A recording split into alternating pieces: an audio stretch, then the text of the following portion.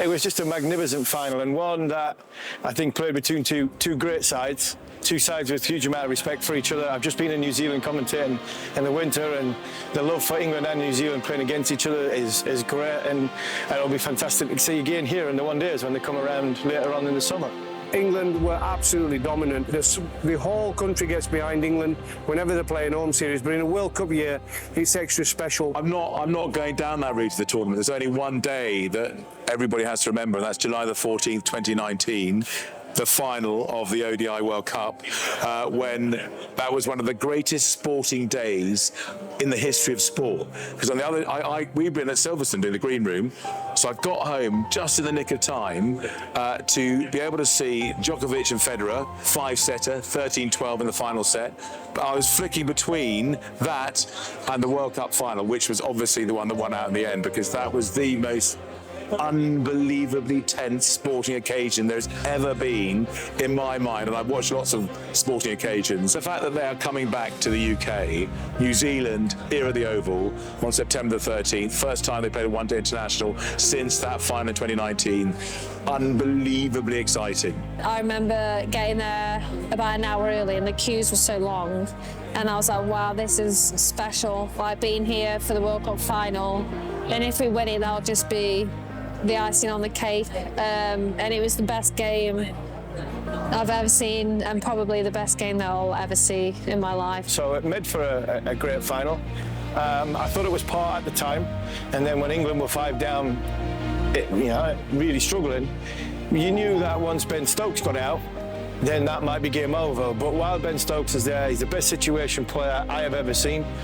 And the longer Ben was there, the more you were thinking, right, England going to do this, and England can get there. They won the toss of the coin, which was vital in England. So they managed to get through to the final. They're obviously bowling, restricted New Zealand to 2-4-1. And I thought, well, it's game over. They're absolutely going to walk that. So I don't think it's ever going to be any issue. Not big enough for a score in the final. England will go on and waltz it.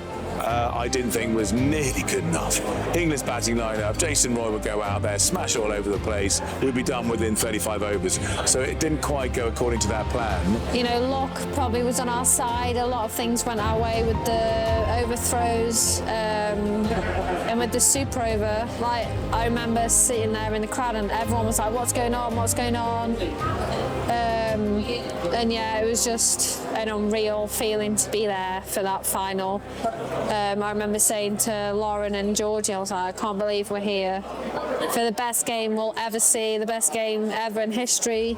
For England to win the World Cup final, honestly, it was like a dream. It was class.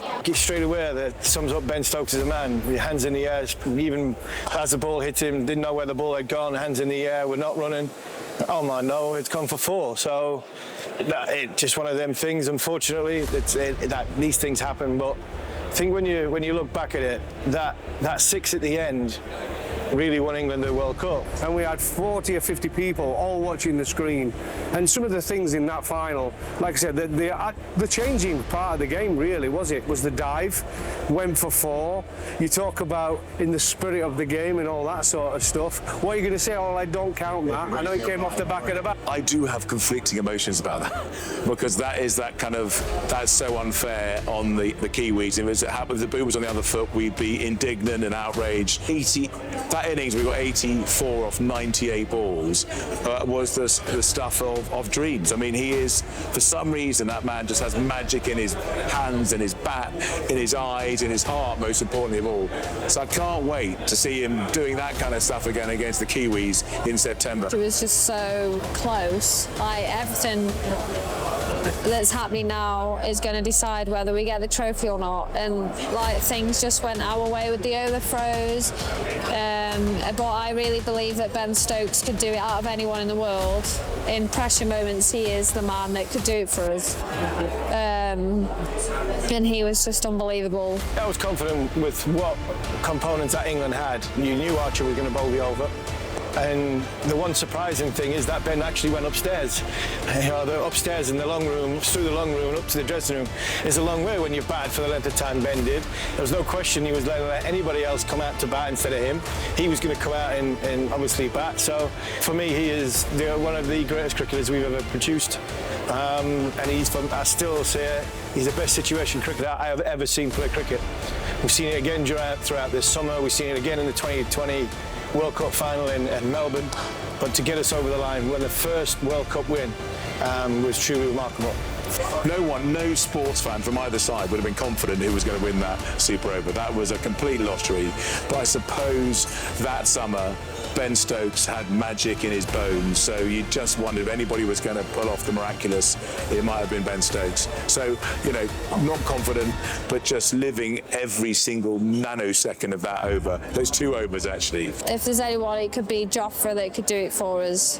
And there's an image of, I think, Owen Morgan going up to Jofra saying, mate, come on, just calm down, you can do this. And then all the celebrations at the end. I just wanted to run on the pitch with them. I was just so ecstatic. I think it was massive because of what the journey England had been on to get there. I think if they had lost the final, it would have been the same old. It would have been same old. We talk the good talk. We get to the big crucial stage, and then we blow up at the last minute. So for me, to get over the line, I think will give the players the confidence. It give the next generation the confidence that they can go into a World Cup winning dressing room and perform. So it was massive for Owen Morgan. I think it has to go down as one of the great sporting moments for English sport. Forget cricket. I think you've taken everything into consideration and the way it happened and the intensity of the drama. I think that has to go down there as one of, if not the greatest moment for English sport.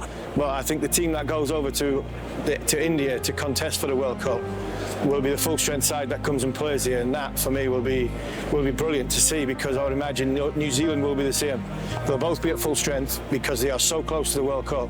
Now they'll not be wanting to experiment, they'll be wanting to make sure they're nailing down their skills, and that will always be a great spectacle, because one-day cricket here is brilliant. It'll be a different surface to what they'll get in India, but they'll actually go out to play and to really sort of just hone in their skills, ready for what is going to be an excellent World Cup. I think in New Zealand, they have long memories, a lot of the same players. I think there'll be, I'm not saying it's grudge, and I know it's 2019, but the fact it's the first reconvening of these two sides since that day back in 2019, I think there'll be an extra edge to proceedings. Well, yeah, everyone's going to be thinking about that final, aren't they, and how close that game was. I think New Zealand are a quality team. They've got a team full of world-class players, so have England, and I think it's going to be a really, really exciting and close series, and hopefully I can come down and watch and be inspired, because I love the way England are playing their white ball cricket. So many sixes fall, so many wickets being taken, and yeah, for me, I think we've got the best white ball team in the world, so it's going to be a very exciting watch.